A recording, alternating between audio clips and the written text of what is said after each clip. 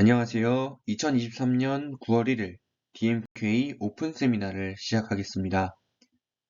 오늘 DMQA 오픈 세미나 주제는 블라인드 슈퍼 레졸루션이라는 분야입니다. 시작에 앞서 발표자 소개가 있겠습니다. 저는 발표자 김성수입니다. 전 현재 김성범 교수님 연구실에서 석박사통합과정 4학기 차에 재학 중입니다. 관심 연구 분야는 컴퓨터 비전, 셀프 슈퍼바이저 러닝, 그리고 신텍스 레코그니션입니다. 세미나를 청취하신 후 궁금하신 사항이 있으면 아래 메일로 문의 주시기 바랍니다. 목차는 크게 Introduction, Algorithms, Conclusion 순으로 진행이 됩니다. Introduction에서는 블라인드 슈퍼 레졸루션의 근간이 되는 슈퍼 레졸루션에 대해 간단하게 짚고 넘어가며 블라인드 슈퍼 레졸루션의 개괄적인 내용에 대해 소개합니다. 이후 알고리즘스에서는 블라인드 슈퍼 레졸루션과 관련된 4가지 방법론을 소개하며 컨클루전에서는 본 세미나를 정리하며 마무리하게 됩니다. 먼저 인트로덕션입니다. 최근 다양한 영상기기들이 발전함에 따라 아래 보이는 이미지처럼 수많은 이미지 데이터가 수집되고 있습니다. 특히 아래 보이는 그림처럼 디지털 카메라뿐만 아니라 휴대폰 카메라, 고프로 등을 활용해서 다양한 이미지가 수집되고 있습니다. 더불어 시간이 지날수록 선명한 이미지가 각광을 받는 시대가 되어가고 있는데요. 2023년은 OLED나 4K UHD TV처럼 실제와 같이 선명한 이미지가 각광받는 시대가 되었습니다. 그렇다면 여기서 말하는 선명한 이미지란 무엇일까요? 우리가 아는 가장 쉬운 용어로 선명한 이미지는 고화질 이미지라고 할 수 있습니다. 이를 컴퓨터 비전 분야에서는 높은 해상도와 선명도를 가진 이미지라고 할 수 있는데요. 이러한 해상도와 선명도가 무엇을 의미하는지 간단하게 짚고 넘어가겠습니다. 먼저 높은 해상도란 픽셀 개수가 많은 이미지를 의미합니다. 아래 그림을 보면 동일한 크기의 이미지에 대해서 오른쪽 그림이 왼쪽보다 픽셀 개수가 훨씬 더 많으니 고화질 조건의 첫 번째 조건을 충족한다고 할 수 있습니다. 앞서 보여드린 이미지는 동일한 이미지 크기를 가정했었는데요. 따라서 동일한 이미지를 서로 다른 개수로 표현했기에 두 이미지의 픽셀 크기가 상이했었습니다. 이제 픽셀 크기를 통일하고 저화질 및 고화질 이미지를 비교해보면 아래 그림과 같은데요.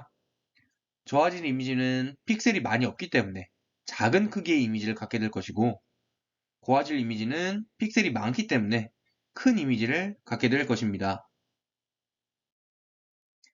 앞에서 짚은 내용을 그림 하나로 정리하면 아래와 같습니다. 동일한 이미지 크기를 가정한다면 많은 픽셀로 표현할수록 고화질 이미지며, 동일한 픽셀 크기를 가정할 경우 이미지가 클수록 고화질이라고 할 수 있습니다. 하지만 무작정 픽셀 개수가 많다고 고화질일까요? 아래 세 이미지를 비교해 볼 때 인간이 느끼는 가장 고화질 이미지는 세 번째 이미지입니다. 만약 왼쪽 두 그림처럼 픽셀 값이 엉뚱한 값을 갖게 된다면 이는 고화질 이미지라고 할 수 없습니다. 따라서 선명도가 높아야 한다는 조건이 추가적으로 충족되어야 고화질 이미지라고 할 수 있습니다. 동일한 해상도를 갖더라도 선명도가 다른 이유는 촬영 조건이나 촬영자의 숙련도에 따라 촬영된 이미지가 상이할 수 있기 때문인데요. 이 또한 수식적으로 정의가 가능하지만 보다 직관적으로 설명하면 디테일하고 정교함을 의미합니다. 즉, 제일 오른쪽 그림처럼 색상을 명확히 드러내고 노이즈 관리가 잘 되며 이미지가 정교할수록 고화질이라고 할 수 있습니다. 그렇다면 리얼월드에서는 이러한 선명한 이미지가 어떻게 다뤄지고 있을까요? 이러한 촬영기기도 최근에 와서야 급격한 기술 진보가 이루어졌고, 왼쪽 그림처럼 근 5년 전에 촬영한 이미지만 하더라도 요즘 이미지와 비교했을 때 저화질 이미지처럼 보입니다. 즉, 최신 촬영기기는 고가이며 아직까지는 희소하기에 노후화된 기기로 촬영된 이미지들이 주를 이루는 현실입니다. 또한 고화질 이미지는 큰 용량을 차지하기 때문에 비디오 등 용량이 큰 도메인의 경우 용량이 낮은 저화질 이미지로 저장하는 추세입니다. 오른쪽 그림이 대표적인 예시인데요. 비디오 도메인 중 하나인 CCTV는 감시 등이 주 목적이지만 인간의 얼굴조차 식별하기 어려운 형태입니다. 하지만 이 정도로 화질로 적용을 해야 리얼타임으로 감시가 가능하기 때문에 저화질로 운영되고 있는 것이 현실입니다.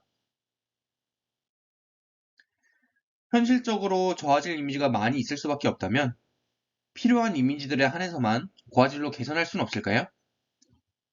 이러한 것을 다루는 컴퓨터 비전 분야가 바로 슈퍼 레졸루션입니다.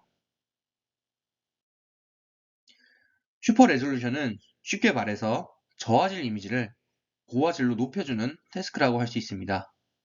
앞으로 PPT에서는 저화질 이미지는 로우 레졸루션, LR 이미지로 표기를 하겠고 고화질 이미지는 하이 레졸루션, HR 이미지로 표기하겠습니다. 인공지능적으로 입력값으로 슈퍼 레졸루션은 저화질 이미지를 입력받고 출력값으로는 고화질 이미지를 갖게 됩니다. 이제 뒷부분에서는 모든 픽셀 크기는 동일하다고 가정하여 저화질 이미지는 이렇게 작게, 고화질 이미지는 크게 표현하겠습니다. 슈퍼 레졸루션의 기본적인 아이디어는 저화질 이미지에 대한 픽셀 개수를 고화질만큼 확장하자는 것입니다. 이를 해상도와 선명도 관점에서 분석을 하면 HR 이미지만큼 픽셀 개수를 확장하는 것은 높은 해상도를 의미하게 되고 빈 공간을 잘 채울 수 있을까에 대해서 고민하는 것은 높은 선명도를 갖도록 저화질 이미지를 개선하는 것입니다. 이제 아래 그림을 통해서 이해를 해보면 160 by 90 이미지를 1920 by 1080 이미지로 확장할 때 이러한 빈 픽셀 공간을 어떻게 효과적으로 채울지에 대한 연구라고 보시면 될 것 같습니다. 그렇다면 슈퍼 레졸루션이 어떤 식으로 연구되고 있는지 간단하게 살펴보겠습니다. 먼저 통계적인 방법론인데요. 이들은 빈 픽셀을 통계를 기반으로 보관을 합니다. 대표적인 방법론으로는 바이리니어, 바이큐빅, 니어리스트 등이 있습니다. 니어리스트는 가장 가까운 픽셀 값으로 보관을 하는 것이며 리니어는 두 점을 통해 추론하는 선형 보관, 큐빅은 4개의 점을 통해 추론하는 3차 함수를 통한 비선형 보관을 의미합니다. 하지만 앞에 모두 by라는 글자가 붙게 되는데요. 이는 이미지가 2차원이기 때문에 높이와 너비를 모두 고려해야 되기 때문입니다. 이를 그림으로 표현하면 아래와 같습니다.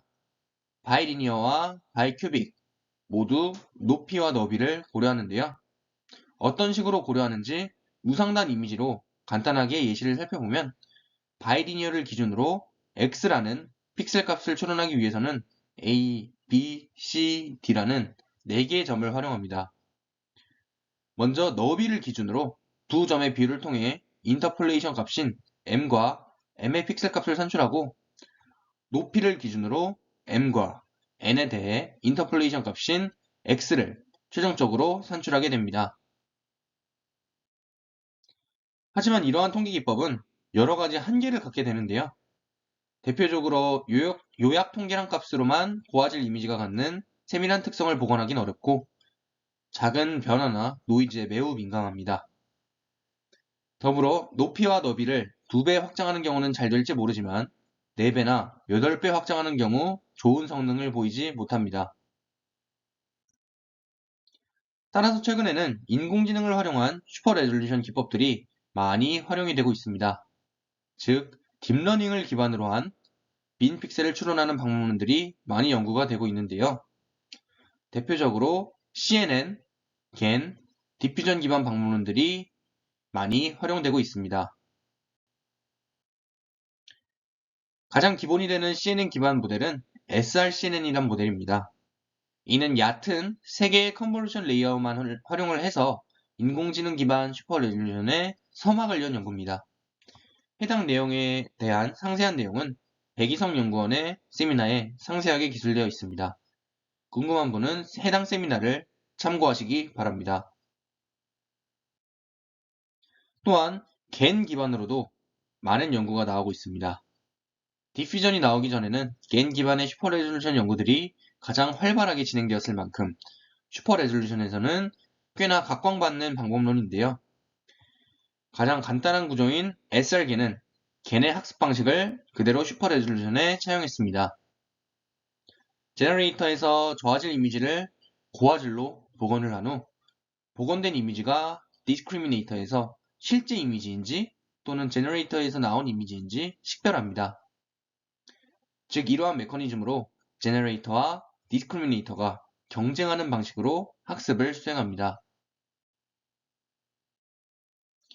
더불어 디퓨전 기반의 연구들도 활발하게 진행이 되고 있습니다. 이는 포워드 프로세스를 통해 이미지를 노이즈화한 후 리버스 프로세스에서 노이즈를 제거하는 방식으로 슈퍼 레졸루션을 적용합니다. 디퓨전이 정교한 이미지를 생성하는 능력으로 큰 관심을 받음에 따라 최근에 떠오르는 슈퍼 레졸루션의 한 분야라고 할 수 있습니다. 앞서 소개한 알고리즘들처럼 슈퍼 레졸루션은 인풋 값으로 저화질 이미지를, 아웃풋으로는 고화질 이미지를 받습니다. 즉, 딥러닝 모델을 학습하기 위해서는 저화질, 그리고 고화질 이미지 쌍이 필요로 하게 되는데요. 하지만 현실적으로 이러한 페어를 얻는 것은 매우 어렵습니다. 왜냐하면 동일한 이미지를 다양한 화질로 찍은 이미지는 거의 존재하지 않기 때문입니다.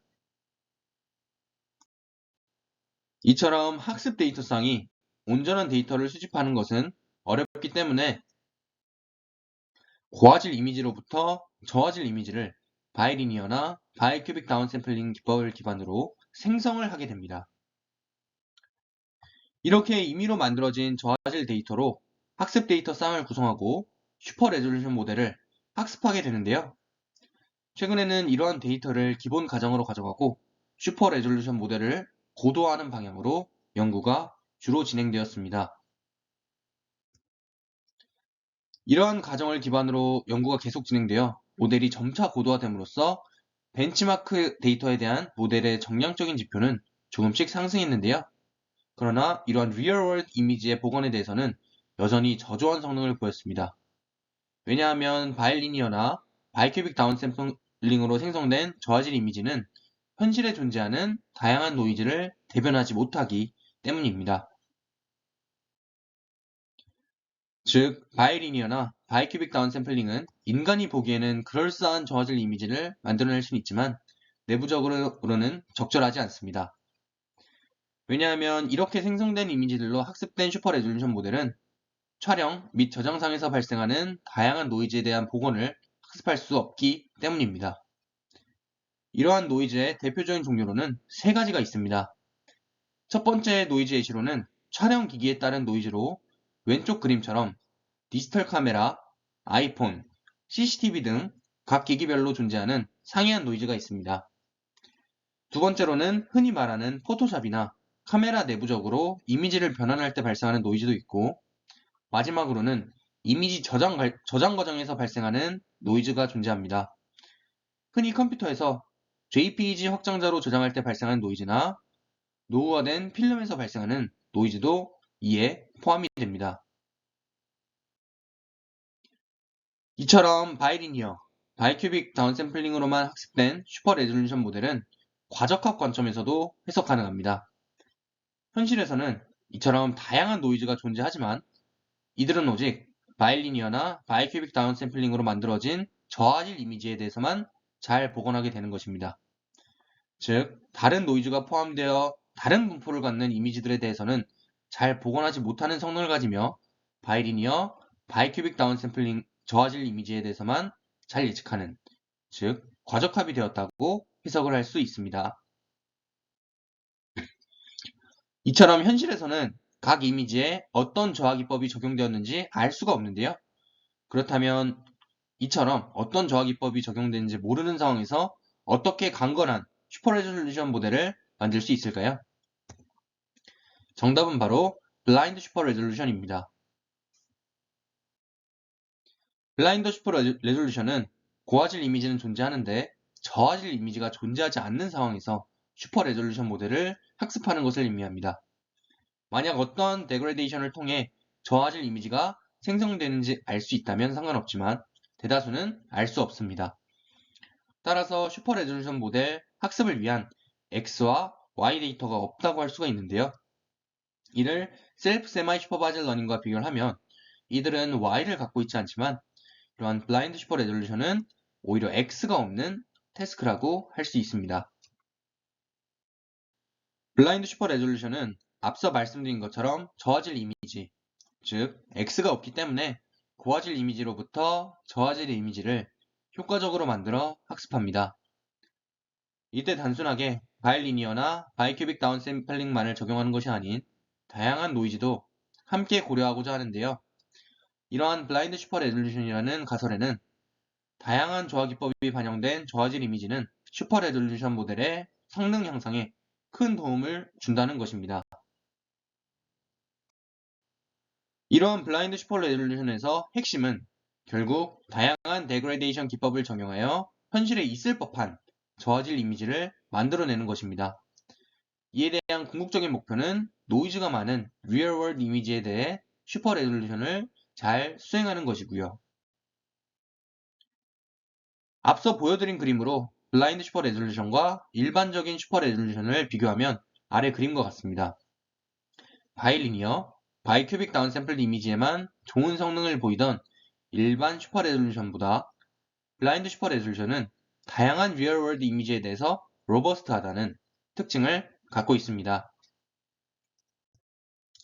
개인적으로 해당 분야를 공부하면서 데이터 증광과도 상당히 유사하다는 특징이 들었는데요. 두 개의 공통점과 차이점을 간단하게 짚고 넘어가겠습니다. 먼저 공통점은 두 기법 모두 주어진 것을 기반으로 새로운 것을 생성해낸다는 것입니다. 하지만 블라인드 슈퍼 레졸루션은 Y를 통해서 X를 생성하게 되고 데이터 증강은 X를 통해서 X'을 만들어낸다는 특징을 갖고 있습니다. 이제 본격적으로 알고리즘 소개에 앞서 블라인드 슈퍼 레졸루션의 텍소노미를 살펴보겠습니다. 크게 두 가지로 나뉩니다. 먼저 학습을 기반으로 데그레데이션 기법을 추정하는 Learning Based Degradation Estimation, 그리고 학습 없이 휴리스틱한 핸드크래프티드 피처를 기반으로 데그레데이션 피처를 추정하는 Heuristic Degradation Estimation 기법입니다. 조금 더 세분화를 하면 Learning Based 메소드는 여러 이미지를 사용하는지 또는 하나의 이미지만을 사용하는지에 따라 구분이 되는데요. 본 세미나에서는 여러 이미지를 쓰는 방법론으로 HLL, H겐을 소개할 예정이며 하나의 이미지만을 사용하는 방법론으로는 커널겐을 소개하고자 합니다. 추가적으로 휴리스틱 메소드에 대해서는 BSR겐과 Real ESR겐 두 가지를 소개하겠습니다. 이제 알고리즘입니다. 블라인드 슈퍼 레졸루션의 네 가지 알고리즘에 대해 각각 소개하겠습니다. 첫 번째로 소개해드릴 논문은 2018년 ECCV에 나온 여러 이미지를 함께 활용하여 학습을 기반으로 데그레데이션을 추정하는 방법론인 HLLH겐입니다. 사실 논문에서는 명확한 방법론명을 지정하진 않았지만 세미나 편의상 High to Low, Low to High겐을 줄여 HLLH겐으로 서술하겠습니다. 이는 겐을 기반으로 데그레데이션 과정을 학습하며 인용수는 2023년 8월 27일 기준으로 약 354회에 이르는 방법론입니다. 해당 연구는 여느 블라인드 슈퍼 레졸루션 알고리즘들과 마찬가지로 바이리니어 다운샘플링으로 저화질 이미지를 생성하는 것을 지적하게 됩니다. 즉, 현실에 존재하는 데그레데이션 과정을 무시하고 만약에 슈퍼 레졸루션을 그대로 진행을 한다면 이처럼 일반화 성능이 떨어질 수도 있다는 것입니다. 논문에서는 사실 데그레데이션 과정을 안다고 해도 이를 수리적으로 모델링하는 것은 매우 어렵다고 말합니다. 대표적으로 소셜미디어에 올리는 것을 예시로 상상을 해보면 사진 촬영을 하고 사진을 편집하고 소셜미디어에 업로드하기까지 여러 노이즈가 포함됩니다. 하지만 이러한 과정을 하나하나 수치화하는 것은 매우 어렵다고 할 수 있습니다. 따라서 본 논문은 이처럼 데그레데이션 과정을 하나씩 모델링하기보다는 학습을 통해서 해결하는 방향을 제시합니다. HLL-H겐은 하이 투 로우 겐과 로우 투 하이 겐으로 구성이 됩니다. 학습 과정도 2스테이지로 구성이 되며 각 겐 모델들은 제너레이터와 디스크리미네이터를 갖게 되는데요. 먼저 하이 투 로우에 해당하는 부분은 아래 빨간색으로 표시된 부분과 같습니다. 이는 고화질 이미지로부터 저화질 이미지를 만들어냄으로써 학습 데이터 쌍을 구축하는 역할을 수행합니다. 두 번째로 로우 투 하이에 해당하는 부분은 아래에 표시된 부분과 같습니다. 이는 구축된 학습 데이터 쌍을 기반으로 슈퍼 레졸루션 모델을 학습하게 됩니다. 이제 각 구조에 대해 세부적으로 살펴보겠습니다. 먼저 하이 투 로우 겐 부분입니다. 이를 학습하기 위해서는 페어가 구성되지 않은 로우 레졸루션 이미지와 하이 레졸루션 이미지들을 학습에 활용합니다.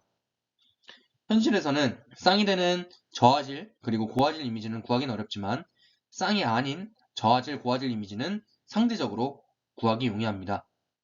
구조는 아래와 같은데요. 제너레이터는 노이즈 벡터와 실제 고화질 이미지를 입력으로 받은 후 저화질 이미지를 생성하는 역할을 수행합니다.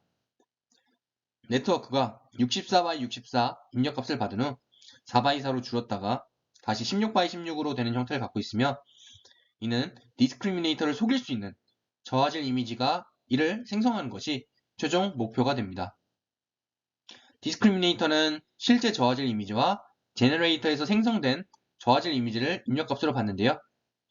이후 이미지가 제너레이터에서 생성된 것인지 또는 실제 이미지인지 판별하는 역할을 수행합니다.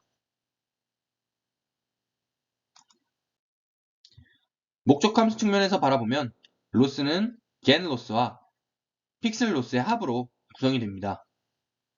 주로 겐 로스에 큰 가중치를 두어 학습을 하며 픽셀 로스는 그저 학습 안정화를 위한 보조 로스입니다.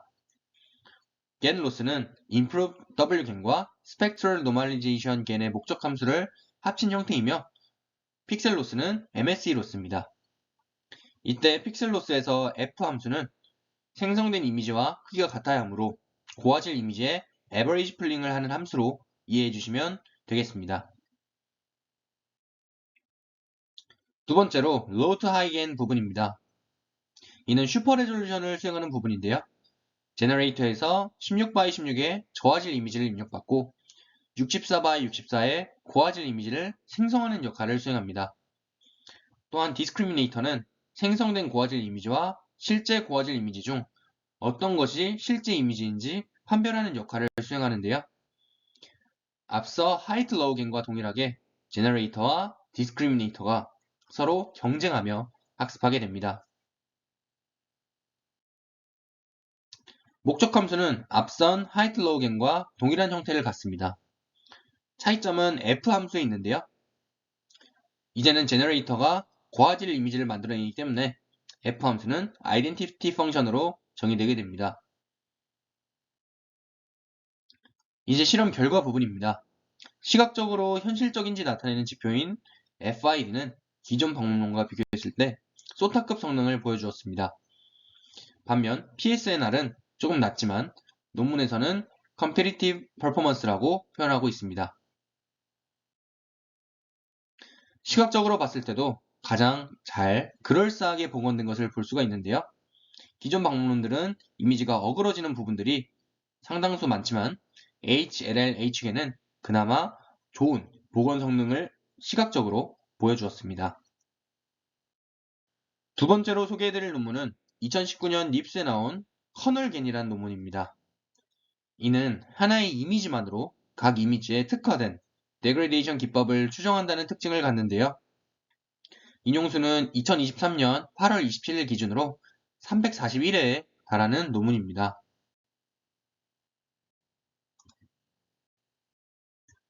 커널겐도 역시나 앞선 HLL, H겐과 마찬가지로 바이큐빅 다운샘플링이나 클래시컬 데그레데이션으로 저화질 이미지를 생성하는 한계를 지적합니다.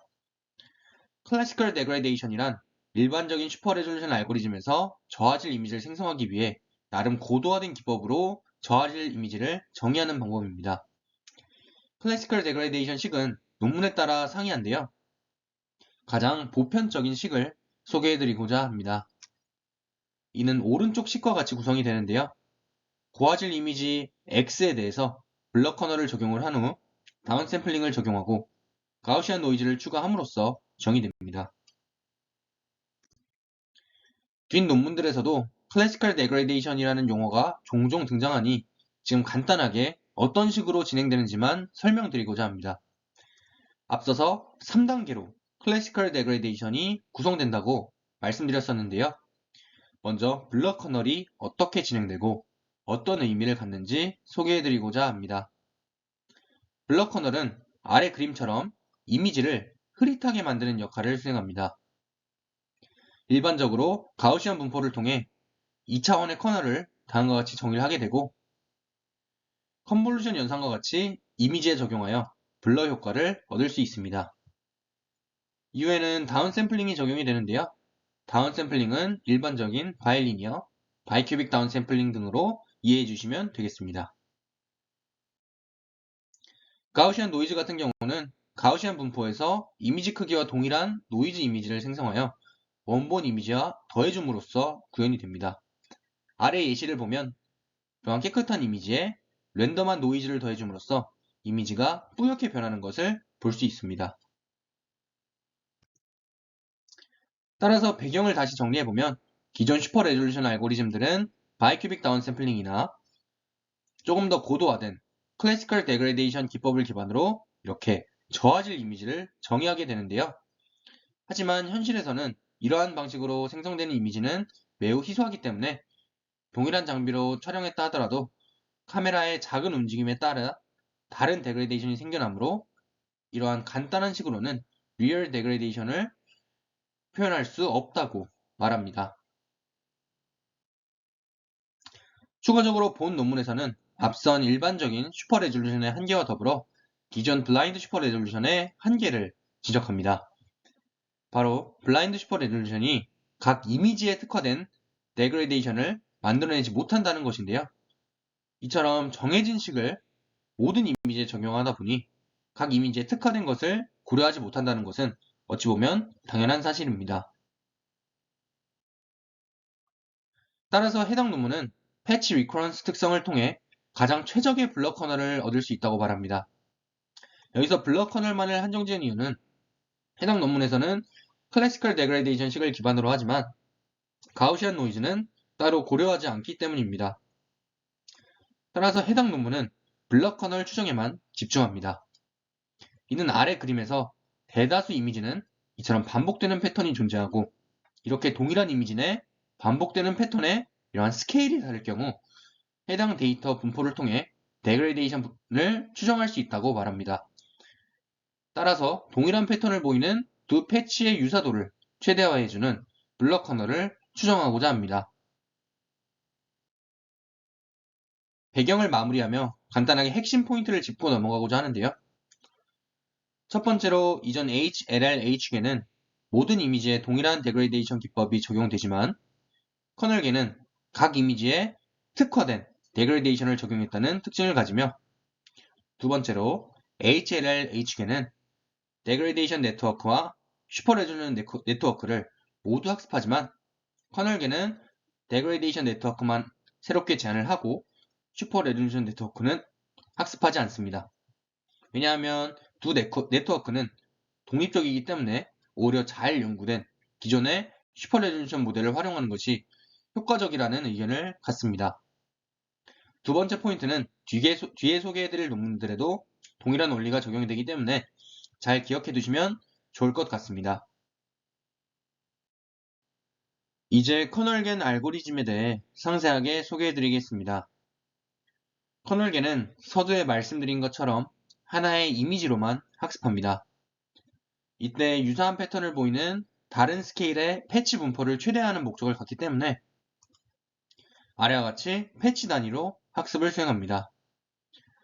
특이한 점은 하나의 이미지로만 학습을 하기 때문에 인퍼런스를 위해서는 학습을 거친 후 인퍼런스가 진행되게 됩니다.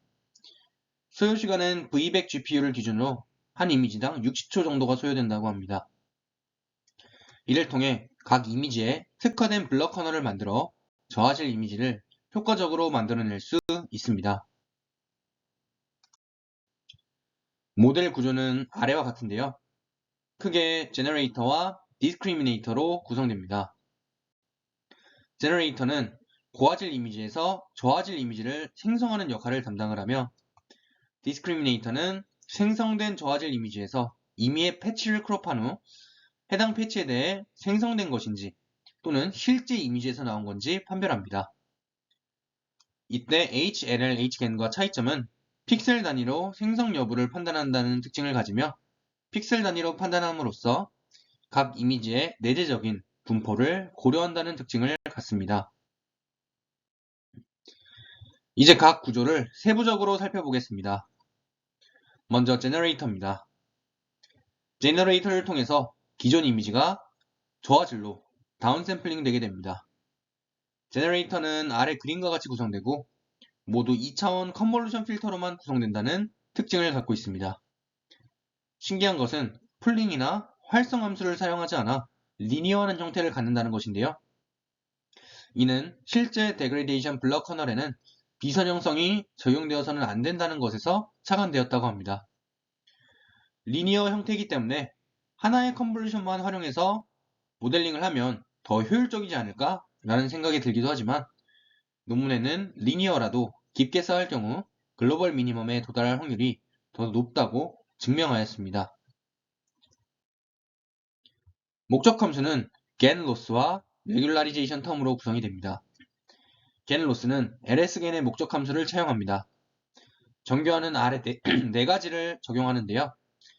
커널의 합이 1이 되도록, 그리고 위의 그림처럼 커널의 중심을 기준으로 거리가 멀어질수록 이러한 픽셀 값이 점점 작아지도록, 그리고 라쏘처럼 매우 작은 값들은 아예 0으로 가도록, 그리고 커널 중심으로부터 커널 패턴이 형성되도록 하는 등의 역할을 수행합니다. 이후엔 이제 디스크리미네이터입니다. 이는 픽셀 와이즈 MSE로 픽셀 단위로 해당 이미지 내 픽셀들이 생성된 것인지 또는 실제 픽셀인지 식별합니다. 이때 MSE로 학습하기 위한 레이블은 각 픽셀이 모두 생성된 것이라면 해당 패치 내 레이블은 모두 0을 갖고 실제 패치라면 해당 패치 내 픽셀 레이블은 1을 갖습니다. 모델 설명을 마무리하기 전에 전반적인 커널겐의 구조를 다시 한번 짚고 넘어가고자 합니다. 우선 첫 번째 단계로는 실제 이미지 내 패치를 크롭합니다. 두 번째는 제너레이터를 통해 실제 이미지를 전체를 저화질로 만든 후 생성된 저화질 이미지에서 임의의 패치를 크롭하게 됩니다. 이후 실제 패치와 생성된 패치를 디스크리미네이터에 넣어 픽셀 와이즈 MSE를 기반으로 학습하게 됩니다. 이제 실험 결과 부분입니다. 먼저 데그레데이션 블럭 커널을 실제로 아는 상황과 비교를 해본 것인데요. 제너레이터의 리니어 컨볼루션들을 이렇게 하나로 요약을 했을 때 블럭 커널을 기존 방법론과 비교했을 때 이러한 그라운드 트루스와 상당히 유사한 형태를 갖는 것을 볼 수 있습니다. 특히 더 큰 스케일인 4배로 슈퍼 레전을 했을 경우 더 뛰어난 효과를 보인 것을 실험을 통해 입증하였습니다. 또한 정량적인 지표로도 좋은 성능을 보였는데요. 데그레데이션 네트워크만 학습했기 때문에 데그레데이션을 통해 생성된 저화질 이미지를 기존에 존재하는 슈퍼 레졸루션에 학습시켰을 때 정량적인 지표를 산출한 결과입니다. 실험적으로 제안하는 방법론이 2배 그리고 4배 스케일에서 가장 좋은 성능을 보였습니다. 마지막으로 시각화 결과입니다. 실제 레이블이 없는 이러한 리얼월드 저화질 이미지에 대해서 가장 잘 복원한 것을 실험을 통해서 입증할 수 있었습니다. 이처럼 커널계는 리얼월드 이미지에도 강건한 성능을 보여주었습니다. 세 번째로 소개해드릴 논문은 학습 기반의 데그레데이션 에스티메이션이 아닌 핸드크래프티드 피처와 같은 휴리스틱 알고리즘입니다. 이는 BSR겐이라는 방문으로 2021년 ICCV에 억습된 논문입니다. 특히 2023년 8월 27일 기준으로 약 243회가 인용되었는데요. 해당 알고리즘은 클래시컬 데그레이션 기법들을 확장하고 셔플했다는 특징을 갖고 있습니다. 먼저 첫 번째 배경은 기존에 알던 블라인드 슈퍼 레졸루션의 배경과 동일합니다. 기존 슈퍼 레졸루션 알고리즘들이 바이큐빅과 더불어 클래시컬 데그레이션을 기반으로 저화질 이미지를 추정을 한 후 이를 데이터상으로 슈퍼 레졸루션 모델을 학습하지만 이것이 리얼 월드 이미지에는 잘 먹히지 않는다는 것입니다. 이러한 문제를 데그레이션 범위가 매우 좁다는 것을 지적합니다.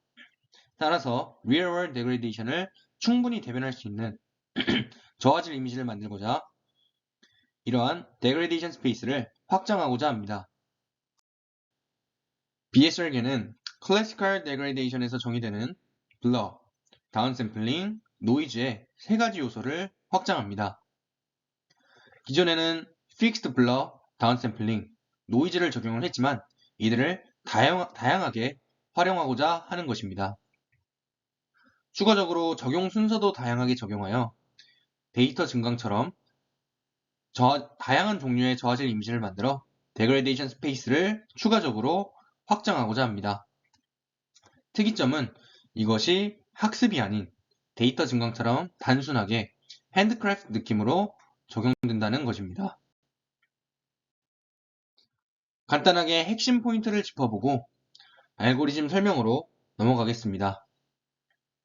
앞서 소개드린 커널계는 각 이미지에 특화된 데그레이션 기법을 적용하지만 블러만 잘 추정할 뿐 다운샘플링이나 노이즈에 대해서는 여전히 픽스드 값을 활용을 하게 됩니다. 이에 BSR계는 리얼월드에 존재할 법한 바이큐빅, 블러, 다운샘플링, 노이즈 스페이스를 확장하여 현실과 유사한 저화질 이미지를 만들어내고자 합니다. 먼저 블러가 어떻게 확장되는지 살펴보겠습니다. 블러에는 아이소트로픽 가우시안 커널뿐만 아니라 언아이소트로픽 가우시안 커널을 활용합니다. 만약 높이와 너비가 동일한 커널 위스가 적용이 된다면 아이소트로픽한 형태를 갖지만 만약 높이와 너비에 동일하지 않은 이러한 커널 위스를 적용하게 된다면 이러한 언아이소트로픽한 형태를 갖게 됩니다. 추가적으로 더 다양화를 위해 커널 사이즈도 다양하게 가져가고 언아이소트로픽 가우시안 커널의 경우 오른쪽 그림처럼 회전 변환도 적용한다는 특징을 갖고 있습니다. 이러한 두 가지 아이소트로픽 가우시안 커널과 언아이소트로픽 가우시안 커널은 모두 100% 확률로 모두 적용된다는 특징을 갖습니다. 두 번째는 다운샘플링 부분입니다. nearest, bilinear, bicubic, downup이라는 네 가지 요소 중 한 가지를 선택하여 100% 적용합니다. 아래 그림을 보면 각 알고리즘으로는 서로 다른 이미지를 만들어낼 수 있는데요. nearest는 가장 가까운 픽셀 값을 할당하는 알고리즘이고 바일리니어는 선형 보관을, 바이큐빅은 비선형 보관을 통해 이미지 크기를 줄인다는 특징을 갖고 있습니다. 마지막으로 다운업은 이미지를 줄였다가 다시 크기를 키우는 식으로 다운샘플링을 수행합니다. 크기를 줄이는 다운샘플링과 크기를 키우는 업샘플링에는 바이큐빅 또는 바일리니어 중 하나를 선택하여 수행하며 알고리즘은 아래 그림처럼 적용되어 기존 다운샘플링과는 또 다른 이미지를 만들어 데그레이션 스페이스를 확장할 수 있습니다. 세 번째로 노이즈 부분입니다. 노이즈는 기존의 가우시안 노이즈뿐만 아니라 JPG 컴프레션 노이즈 그리고 카메라 센서 노이즈를 추가적으로 고려합니다. 가우시안 분포 기반의 이러한 가우시안 노이즈는 100% 적용하며 컴퓨터에서 JPG로 저장할 때, 이미지를 저장할 때 생기는 노이즈는 중간에는 확률적으로 적용하지만 마지막에는 100% 적용합니다. 또한 카메라 내부에서 이미지 처리 중 발생하는 이런 카메라 센서 노이즈는 25% 확률로 적용이 되는데요. 각 과정에 대해서는 간단하게 뒷장표에서 소개해 드리겠습니다. 가우시안 노이즈는 앞선 장표에서 소개해 드렸으니 JPEG 컴프레션부터 소개해 드리고자 합니다. JPEG 저장 과정은 아래 그림과 같이 여러 단계로 구성이 됩니다. 사실 컴퓨터에서 이미지를 저장할 때는 클릭 한 번으로 완성이 되지만 생각보다 꽤 복잡한 절차를 거칩니다. 이때 퀄리티 팩터라는 파라미터를 랜덤하게 적용하며 이는 퀀타이제이션 과정에서 적용되는 값입니다. 해당 값을 0에서 100 중 하나의 값으로 적용하여 다양한 데그레이션 효과를 얻을 수 있으며 이는 0에 가까울수록 이미지 용량은 작아지지만 많은 왜곡을 시킬 수 있다는 특징을 갖고 있습니다. 또한 카메라 센서 노이즈는 원시 데이터에서 노이즈를 제거하지 않고 이미지 신호 처리 파이프라인, 즉 ISP 파이프라인에 넣었을 때 발생하는 노이즈를 표현하기 위해 추가된 과정입니다. ISP 파이프라인이란 일반적인 카메라 촬영 후 이미지가 처리되는 과정으로 아래와 같은 7단계 과정을 거치게 됩니다. 일반적으로 카메라 촬영 직후 얻어진 센서 값에서 노이즈를 제거한 후에 ISP 파이프라인에 넣게 되면 깔끔한 이미지가 생성되지만 그렇지 않으면 노이즈가 다소 포함된 이미지를 얻게 됩니다. 따라서 이러한 노이즈를 고려하기 위해서 해당 논문은 기존 이미지를 ISP 파이프라인에 역으로 넣어 원시 센서 데이터를 우선적으로 얻은 후 해당 원시 센서 데이터에 노이즈를 추가하여 ISP 파이프라인에 통과시킴으로써 노이즈가 추가된 이미지를 얻게 됩니다. 이처럼 클래시컬 데그레이데이션의 3요소를 각각 아래와 같이 확장을 했다면 이들을 추가적으로 확장하기 위해 셔플을 적용합니다. 앞서 언급한 확률을 기반으로 데그레이데이션을 적용할 기법들을 우선적으로 선정을 하고 이들을 셔플하여 적용하게 됩니다. 모든 이미지가 동일한 순서로 데그레이데이션 되지 않는다는 현실 세계 원리를 적용한 것이며 이를 통해 데그레이데이션 스페이스를 확장합니다. 셔플을 활용하면 아래 그림과 같이 다양한 이미지를 얻을 수 있게 되는데요. 클래시컬 데그레이데이션은 고정된 순서를 활용하여 한 가지 데그레이데이션만 고려할 수 있는 반면 셔플은 순서를 섞어줌으로써 더 넓은 데그레이데이션을 얻을 수 있습니다. 이제 알고리즘을 전체적인 관점에서 살펴보겠습니다. 먼저 앞서 말씀드린 대로 데그레이데이션 기법을 선정합니다. 이후 선정한 기법들을 셔플하는데요. 셔플한 순서대로 고화질 이미지에 적용을 하여 저화질 이미지를 얻게 됩니다. 이때 마지막에는 항상 JPEG 컴프레션이 적용된다 라는 특징을 갖고 있습니다. 이렇게 고화질 이미지로부터 저화질 이미지를 확보를 했다면 이들 페어를 활용하여 슈퍼 레졸루션 모델을 학습합니다. 슈퍼 레졸루션 모델은 해당 논문에서는 새롭게 제안하지 않고 커널 겐처럼 기존에 있던 방문들인 SRCNN, ESRGAN, SR3 등을 학습합니다. 실험 결과입니다. 시각적으로 보았을 때 BSRGAN이 가장 그럴싸한 이미지를 복원한 것을 알 수 있었습니다. 즉, 리얼월드 이미지에 강건합니다. 반면 정량적인 지표는 다소 낮은 수치를 보이는데요. 최근 블라인드 슈퍼 레졸루션에서는 이러한 기존 NIQE, NRQM, 그리고 PI와 같은 매트릭들의 신뢰성에 대한 이야기가 종종 나오고 있습니다. 인간이 느끼는 것과 매트릭은 이렇게 동일한 방향성을 가져야 하지만 다소 상반되는 방향성을 보이기 때문에 새로운 지표의 필요성도 언급되는 추세입니다. 마지막으로 소개해드릴 논문은 2021년 ICCV 워크샵에 억셉된 Real ESRGAN이라는 논문입니다. 클래시컬 데그레이데이션 기법들을 두 번씩 적용하여 데그레이데이션 스페이스를 확장했다는 의의를 가지며 인용수는 416회에 이릅니다. 이는 BSRGAN처럼 휴리스틱한 알고리즘이라고 할 수 있습니다.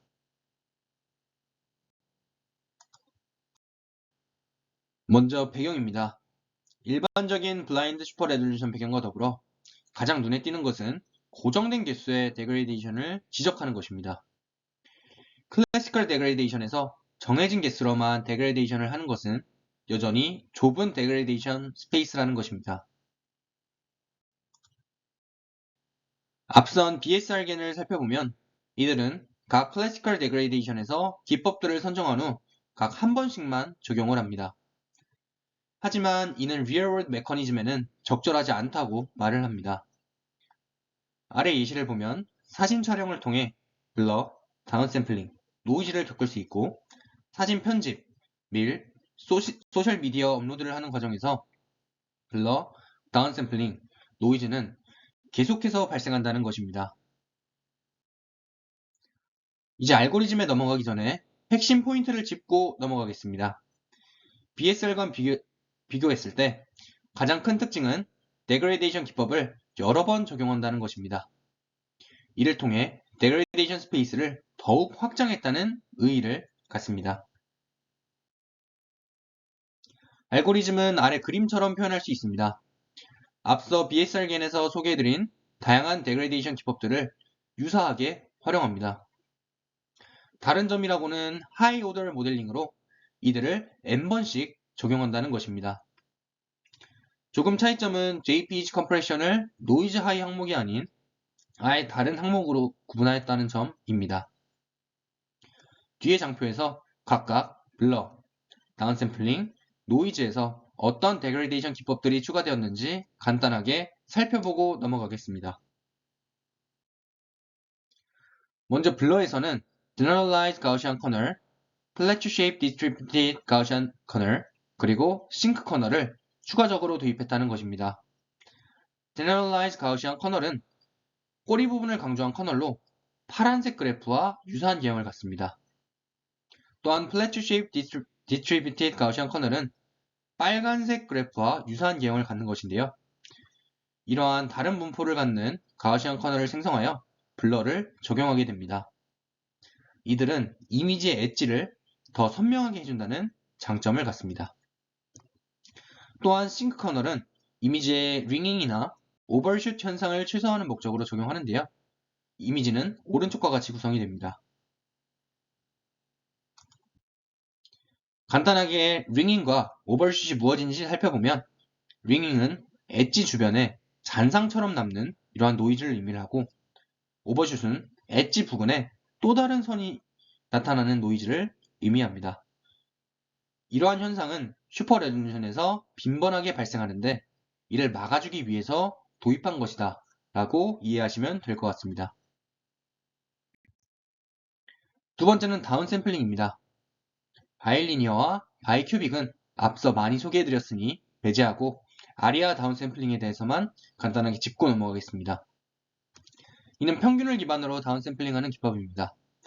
주어진 영역을 기반으로 해당 영역 내 픽셀 값들을 평균하여 구현합니다. 세 번째는 노이즈입니다.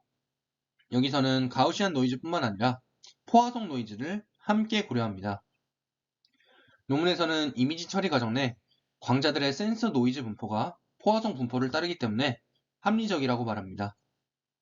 아래 그림을 봤을 때도 가우시안 노이즈와는 또 다른 노이즈를 갖는 것을 그림을 통해서 알 수 있습니다. 마지막은 JPEG 컴프레션인데요. BSR겐과 큰 차이는 없으며 각 오더에 마지막에 적용된다는 특징을 갖습니다. BSR겐처럼 퀄리티 팩터만을 조정한다는 의의를 가지며 JPEG 저장 시 발생하는 노이즈를 얻는 것이 최종 목적이 됩니다. 결론적으로 리얼 ESR겐은 앞서 정의한 4가지 요소를 2번씩 적용하는 것이 핵심입니다. 즉 블러, 다운샘플링, 노이즈, JPEG 컴프레션을 2번씩 적용하게 됩니다. 이렇게 학습 데이터가 이제 확보가 되게 되면 슈퍼 레졸루션 모델을 학습하게 됩니다. 이때 BSR겐처럼 논문에서 슈퍼 레졸루션 모델 자체를 새롭게 정의하진 않고 기존의 알고리즘들을 활용하게 됩니다. 실험 결과는 다음과 같습니다. 리얼 ESR겐으로 복원한 이미지가 가장 좋은 그리고 가장 선명한 이미지를 보이는 것을 이렇게 실험을 통해 알 수 있었습니다. 간단하게 어블레이션 스터디도 첨부해 보았는데요. 먼저 2번씩 적용한 이미지로 학습했을 때 확실히 한 번만 한 것보다 더 선명한 이미지를 얻은 것을 실험을 통해서 알 수 있었습니다. 추가적으로 싱크 필터를 적용함으로써 이러한 링잉이나 오버슛 현상이 많이 감소된 것을 이미지를 통해 확인할 수 있었습니다. 이러한 리얼 ESR겐의 쉬운 아이디어로 좋은 성능을 내어 다양한 모델들에서도 각광받고 있는데요.